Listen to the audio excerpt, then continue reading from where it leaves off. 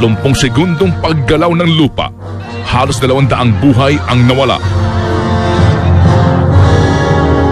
At bilyong pisong halaga ng ari-arian at infrastruktura ang nawasak. Ultimong ang sikat na Chocolate Hills at ang mga makasaysayang simbolo ng Bohol at Cebu hindi nakaligtas sa lindol. Taong 1990, tinamaan na rin ng malakas na lindol ang Bohol. Nag-generate ito ng isang malakas na lindol, magnitude 6.9. Yung kaakibat na pagkilos ng tubig, nag-generate ito ng maliit na tsunami.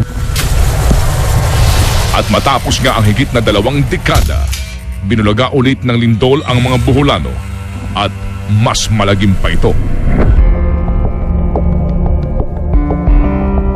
Habang kami po'y naghihintay ng aming pong sasakyang bangka papunta ron sa bayan ng Maribohok, kami nakaramdam ng ilang mga aftershocks. Hindi lang po ito maliliit o mahihina kung hindi malalakas na talagang ramdam mo ang pagyanig ng lupa. Kaya mga tao ho dito takbuhan at talagang ayaw pa hong tumira sa mga bahay nila.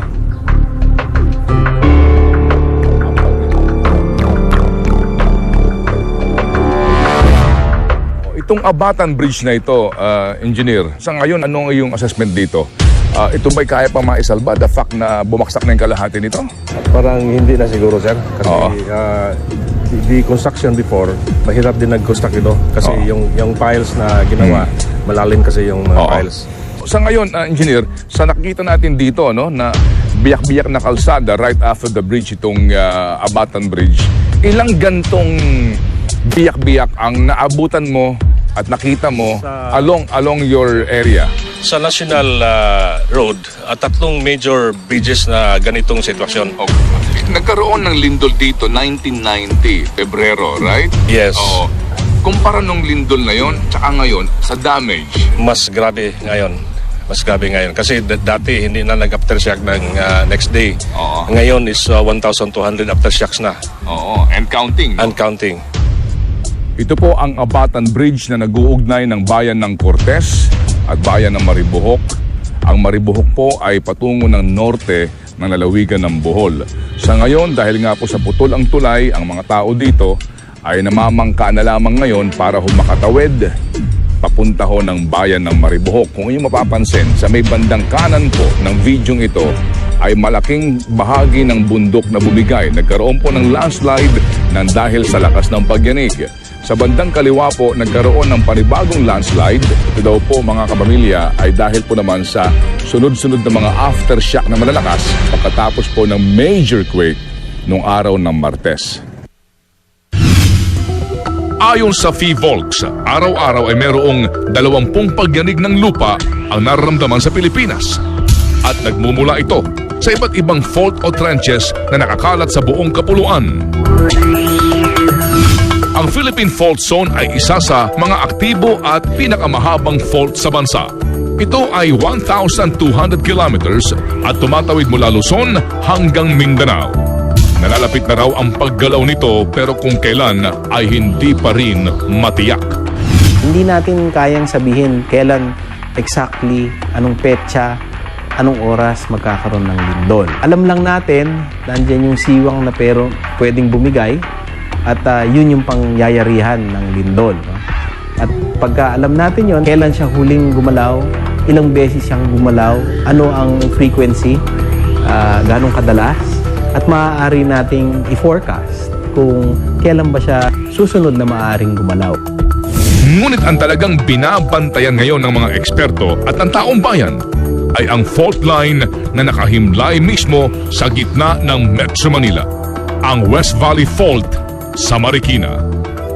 Ayon sa pag-aaral ng mga USGS, ng mga Hapon, at saka ng PHIVOL, in the past 1,500 years, ito ay gumalaw ng at least 4 times. Ang frequency ng paggalaw niya ay every 200 to 400 years. At yung huling galaw niya ay mahigit 200 taon nang nakaraan. Merong candidate event na sometime 1659.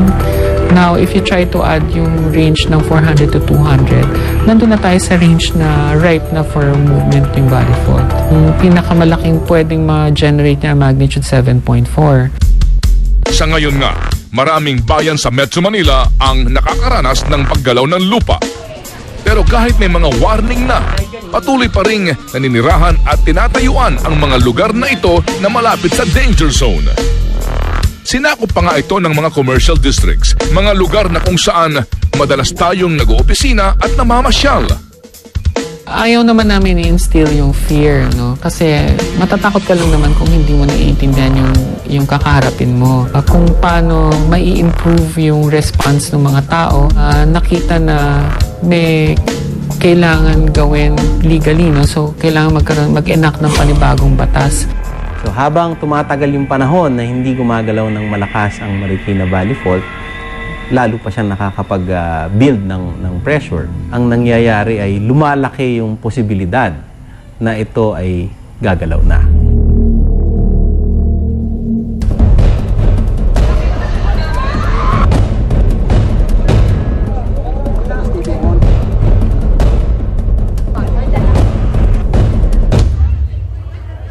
Pitak na mga kalye at tulay, tipak-tipak na bato, gumuhong mga simbahan, tagilid na bahay at mga bakbak na estruktura. Ganito ngayon ang Bohol at Cebu matapos ang lindol. Nakikita natin yung mga infrastruktura, mga daanan, mga tulay, government facilities, munisipyo, kasama mga simbahan. So, nasisira yung marami. Generally, the situation in Cebu is manageable. 83 million cost of damage. At pati mga ospital na sana'y kanlungan o tahanan ng mga sugatan, ngayon hindi na mapakikinabangan. Ayon po sa aming mga sources, yun daw pong loob ng Cebu City Medical Center ay sinarado kahit na pansamantala dahil nga daw po sa dami ng mga crack sa loob ng ospital, ang mga beam daw po ay tila delikado na at baka bumagsak. Dahil po doon, sila napilitang magsirado nga at ngayon ang ginagawa po nilang temporary emergency room ay ang garahe ng kanilang bumbero. Ang mga pasyente sa Cebu, kahit papaano ay may bubong na masisulungan. Ang mga taga Maribohok sa Bohol, sa ilalim muna ng mga puno dahil gumuho ang kanilang ospital. Itong Maribohok, Community Hospital. So, naobserbahan ko, parang bago lang siya. Last month pa lang to. Natapos yung Gagawa lang. Gagawa lang. Pati yung tiles. Itong mga kanyang hospital bed, magaganda. Oh. Ito ba'y donasyon din galing sa Galing to sa World Medical Relief Foundation. A week pa lang ito na-deliver. Takot ang namayani sa mga taong nasa loob ng ospital nang tumama ang malakas na lindol. Ano nangyari? Bakit mukhang talagang kagulo sa loob May admission kami doon sa ER, tapos biglang niyanig kami. Pinilit namin kinuha yung mga pasyente, dala yung mga dextrose nila, lahat. Mga dumating Iba-iba. dito, iba-iba. May nakita kong bali na talaga. May Open labas ng... fractured na. kita mo yung buto? Yes, maraming butong bali Wow, nila. oo. Tapos ano na lang, ginawa namin, binalutan na lang namin ng OS at saka plaster. Bago nag-9, may dalawa na kaming declare na DOA. Kasi Dito? natabunan na yung mga bata sa eskwelahan. That time, you were on duty. Anong naisip mo nun? Nag-iisip ako sa anak ko sa bahay, ano nangyari sa bahay. Pumunta yung father ko dito. Oo. Bali na yung kamay niya. At aking nga pong pinuntahan yung bahay po ng nurse na aking pong nakapanayam kanina, si Marian Sayon. At ito nga pong aking inabutan. Ito ho ang kanilang bahay ngayon. Totally, buong buo, warak, sira. At di na maaaring tirhan. At dito rin po nasugatan ng kanyang ama kung saan po nagkaroon ng bali sa balikat. Sa gitna ng iniisip mo yung bahay nyo, yung personal mong buhay and safety, tapos ginagawa mo yung tungkulin mo, hindi ba ka ba ito na yung feeling proud na isa kang nurse? Proud to be a nurse. Lalo na pag bumabalik yung mga pasyente dito, the way sila mag-thank you sa amin, talagang nakaka-touch, sir. Mula Maribohok Community Hospital, nagtungo naman kami sa Loon Hospital kung saan tumambad sa amin ang pasyenteng nakahandusay sa lupa. Lumabas siya kasi inutusan ko mo kanang bumili ng tubig. Doon naabutan ng Nalindol. At ang mga dextrose, isinabit na lamang sa mga puno. Sir, paano niyo po nagagamot ang mga pasyente? Considerin po na wala kayong x-ray, wala kayong mga anesthesia, wala kayong gamit. Kung ano lang yun nandyan sa amin, yung doctors on duty, nurses on duty, we try to mobilize ourselves. Ano pangalan? po man ni Lindon. Lindon. Bawa pa. Hello, Lindol. Congratulations, ha. Sakit, ano? No? Masakit, no? Masakit. Paano mo na ilabas yan sa gitna ng umuulan na gabi at, di ba, nasa ilalim ko na ng tolda? Lakas na ng loob. Congratulations, ha. Salamat po. At dahil nga po sa dami at lakas ng aftershocks, ang mga tao po ay takot nang magsibalikan sa kanilang mga tahanan, kaya nagkakampo po sa plaza dito po sa bayan ng Loon. At dito din po umaalingasaw na ang amoy na sinasabing nanggagaling po sa bangkay ng mga taong naipit sa guho. 8 ang sinasabing natabunan ng buhay sa pagguho ng simbahang ito. Marami sa kanila, wala na ring bahay na babalikan. Ang tanging nabitbit na lamang ay ang damit na suot-suot ng yumanig. Ang building po na ito ay 2 palapag. Ito po ay commercial at residential building. Sa ngayon, ang kanyang itsura ay para po itong 1 palapag na lamang. Alam niyo bang may mga tao sa ilalim po nito dahil ito po ay mayroong bake shop, may tindahan at mayroon din pong pharmacy. Kung nagkataon, ubos silang lahat. Pero isa pong himala na bago bumagsak ang building na ito, nakatakbo lahat ng tao palabas. Ang ikinalulungkot pa ng marami nating kababayan sa ngayon ay ang mga sinaunang simbahan na hindi pinatawad ng lindol. Sa pagguho ng simbahang Santa Cruz sa Maribojoc, Bohol, simbahang itinayo po noong taong 1767, isang nakakatawag ng pansin ngayon. Ang nakatayo pa ring imahe ni Birheng Maria. At bagamat wala pong namatay sa pagguho ng simbahang ito, may 2 bata po naman, mga estudyante ng high school na na-recover sa pagguho ng katabi nitong St. Vincent Institute. Manang, kung sa may naghilak mo, kanina pa ako dumating po ako dito, hanggang ngayon umiiyak pa rin. Umiyak ako, sir, kay ang among simbahan intan, wala na may ampuan. Diri, sa among Maribojoc. Wala na kayong... Ampuan na mo.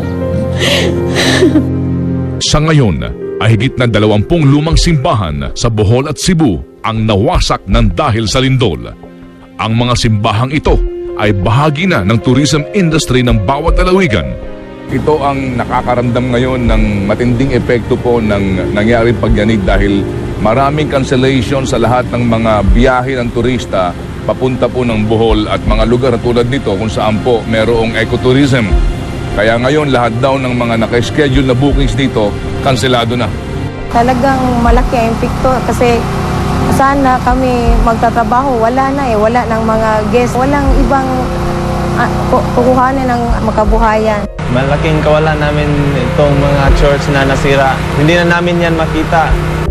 Sa mga pangyayaring ito, nagpapatuloy po namang positibo ang pananaw ni Governor Edgardo Chato na muling makakabangon ang kanyang lalawigan. Ang dasal ko lang na mahinto na yung mga aftershocks. Kasi yung mga Boholano, very hardworking. Very strong faith sa Poong May Kapal.